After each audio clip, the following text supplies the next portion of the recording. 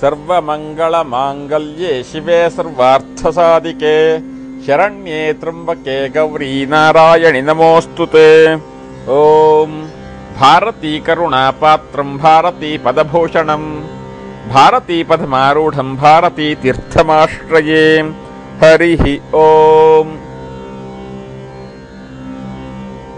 ಎಲ್ಲ ಪ್ರೇಕ್ಷಕ ಪ್ರಭುಗಳಿಗೆ ಸಂಸ್ಕಾರ ಕಾರ್ಯಕ್ರಮಕ್ಕೆ ಸುಸ್ವಾಗತ.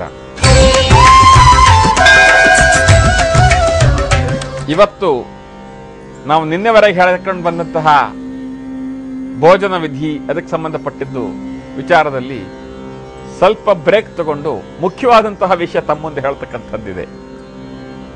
ಕಾರಣ, ಬಹಳಷ್ಟು ಜನ ಪ್ರೇಕ್ಷಕರು ನಮ್ಮ ಈ ವಾಹಿನಿಗೆ SMS ಮತ್ತು ಇಮೇಲ್ ಮುಖಾಂತರ ಒಂದೆರಡು ಬಹಳ ಮುಖ್ಯವಾದಂತಹ ಸಂಶಯವನ್ನ ಕೇಳಿದ್ದಾರೆ. ತಾವು ನಮ್ಮ ಮೇಲೆ, ನಮ್ಮ ವಾಹಿನಿಯ ಮೇಲೆ ಇಟ್ಟಂತಹ ಅಭಿಮಾನಕ್ಕೆ ಕೃತಜ್ಞತಾಪೂರ್ವಕವಾಗಿ ಧನ್ಯವಾದಗಳನ್ನು ಸಮರ್ಪಣೆ ಮಾಡುತ್ತಾ ತಮ್ಮಲ್ಲಿ ಇದ್ದಂತಹ ಅನುಮಾನಕ್ಕೆ ಉತ್ತರ ಹೇಳ್ತಕ್ಕಂಥ ಪ್ರಯತ್ನ ಪಡ್ತೀನಿ. ಇವತ್ತು ಮಂಗಳವಾರ ಹೇರ್ ಕಟಿಂಗ್ ಯಾಕೆ ಮಾಡಿಸ್ಕೊಳ್ಬಾರದು ಅಂತಕ್ಕಂಥ ಪ್ರಶ್ನೆಯನ್ನ ಮುಂದಿಟ್ಟರು. ಸವಿತಾ ಪಶ್ಚಾತ್ತಾತ್ ಸವಿತಾ ಪುರಸ್ತಾತ್ ಸವಿತೋತ್ತರಾತ್ತಾತ್ ಸವಿತಾ ನ ಸಂತು ಸರ್ವದಾ. ಆ ಪ್ರಶ್ನೆ ಹಿಂದೆ ಇನ್ನೂ ಒಂದು ದೊಡ್ಡ ಮಟ್ಟದ ನೋವಿನ ಸಂಗತಿ ಕೂಡ ಅಡಗಿದೆ. ನಮ್ಮ ಸಮಾಜದ ಅವಿಭಾಜ್ಯ ಅಂಗವಾದಂತಹ ಕ್ಷೌರಿಕ ಅವರನ್ನ ಮಂಗಳವಾರ ನೋಡಬಾರದೆ ಅಂತಕ್ಕಂಥ ಪ್ರಶ್ನೆಯನ್ನು ಕೇಳಿದರು. ಅದು ತಪ್ಪು. ಅವರು ನಮ್ಮ ಸಮಾಜದ ಅವಿಭಾಜ್ಯ ಅಂಗ. ನಿಮ್ಮೆಲ್ಲರ ಜೀವನದಲ್ಲಿ ಅತ್ಯವಶ್ಯಕವಾಗಿ ಬೇಕಾದಂತಹ ಒಂದು ದೊಡ್ಡ ಅವಶ್ಯಕತೆಗಳಲ್ಲಿ ಕ್ಷೌರಿಕ ಸಮುದಾಯವೂ ಒಂದು. ಯಾವ ವೃತ್ತಿಯೂ ಕೀಳಲ್ಲ. ಎಲ್ಲ ವೃತ್ತಿಗೂ ಕೂಡ ಅದರದ್ದೇ ಆದಂತಹ ಒಂದು ವಿಶೇಷತೆ ನಮ್ಮ ಭಾರತೀಯ ಸಂಸ್ಕೃತಿಯಲ್ಲಿ ಕೊಟ್ಟಿದೆ. ಅದಕ್ಕಾಗಿ ಹೇಳಿದ್ದು ಆ ಸವಿತಾ ಸಮಾಜದವರ ಬಗ್ಗೆ, ಸವಿತಾ ಪಶ್ಚಾತ್ತಾತ್ ಸವಿತಾ ಪುರಸ್ತಾತ್ ಸವಿತೋತ್ತರಾತ್ತಾತ್ ಅಂತ. ಆದರೆ ಕ್ಷೌರ ಅಂತಕ್ಕಂಥದ್ದಕ್ಕೆ ನಮ್ಮಲ್ಲಿ ಬಹಳ ದೊಡ್ಡದಾದಂತಹ ಒಂದು ಪದವನ್ನು ಕೊಟ್ಟಿದ್ದೀವಿ, ಆಯುಷ್ಕರ್ಮ. ನಮ್ಮಲ್ಲಿ ವಿಶೇಷವಾಗಿ ಹೆಚ್ಚಾಗಿ ಬೆಳೆದಿರತಕ್ಕಂತಹ ತಲೆ ಕೂದಲನ್ನ ಅಥವಾ ಕೈ ಉಗುರುಗಳನ್ನ, ಕಾಲು ಉಗುರುಗಳನ್ನ ತೆಗೆಯೋದನ್ನ ಆಯುಷ್ಕರ್ಮ ಅಂದ್ರು. ಆಯಸ್ಸಿಗೆ ಸಂಬಂಧಪಟ್ಟ ಹಾಗೆ ವೆಲ್ನೆಸ್ ರಿಲೇಟೆಡ್ ಪ್ರೋಗ್ರಾಮ್, ನಮ್ಮ ಸೌಭಾಗ್ಯ ವೃದ್ಧಿಗೆ. ಹಾಗಾಗಿ ಆ ಒಂದು ಕರ್ಮಕ್ಕೆ ಅದರದ್ದೇ ಆದಂತಹ ಒಂದು ನಿಯಮ ಸಂಸ್ಕಾರವನ್ನಿಟ್ಟರು. ಆ ಸಂಸ್ಕಾರಗಳು ಎಂಥದ್ದಪ್ಪ ಅಂದ್ರೆ, ಆ ಸಂಸ್ಕಾರ ಮಾಡತಕ್ಕಂಥವ್ರಿಗೆ ಮೊಟ್ಟ ಮೊದಲು ನಾವು ಗೌರವ ಕೊಟ್ಬಿಟ್ಟೆ ಆ ಸಂಸ್ಕಾರವನ್ನು ಶುರು ಮಾಡಿಸ್ಕೊಳ್ಬೇಕು. ಕೃತೇಚ ಪ್ರತಿ ಕರ್ತವ್ಯ ಮೇಷ ಧರ್ಮ ಸನಾತನ ಅಂತಹ ದೊಡ್ಡ ಸಂಸ್ಕೃತಿ ಭಾರತೀಯ ಸಂಸ್ಕೃತಿ ಅಲ್ವೇ. ಹಾಗಾಗಿ ಅವರನ್ನ ನಮ್ಮ ಸಮಾಜದ ಅವಿಭಾಜ್ಯ ಅಂಗ, ನಮ್ಮ ಸಮಾಜದ ಬಂಧುಗಳು ಅಂತಲೇ ನಾವು ಅವರಿಗೆ ಆ ಗೌರವವನ್ನು ಕೊಟ್ಟು ಅಂತಹ ಒಂದು ಗೌರವ ವಿಶ್ವಾಸಪೂರ್ಣವಾದ ಭಾವನೆಯಿಂದ ಅವರ ಸೇವೆಯನ್ನು ನಾವು ಪಡಿಬೇಕು, ನಮ್ಮ ಸೇವೆಯನ್ನು ಅವರಿಗೆ ಕೊಡಬೇಕು. ನಾವು ಕೊಡ್ತಕ್ಕಂಥ ಸೇವೆ ದ್ರವ್ಯ ರೂಪದಲ್ಲಿ, ಹಣದ ರೂಪದಲ್ಲಿ ಆಗಬಹುದು. ಆದರೆ ಪರಸ್ಪರ ಸಹಕಾರ ಇಲ್ಲಿ ಬಹಳ ಮುಖ್ಯ.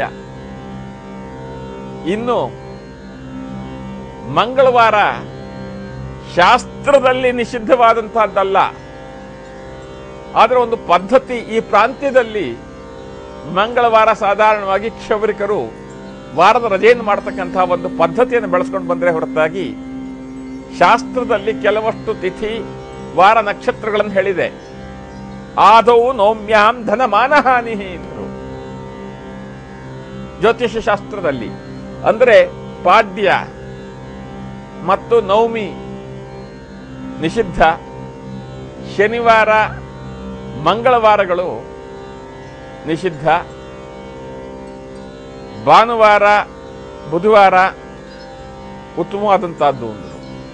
ಇನ್ನು ಸೋಮವಾರ ಶುಕ್ರವಾರಾದಿಗಳು ಕೂಡ ವಿಹಿತವಾದಂತಹದ್ದು.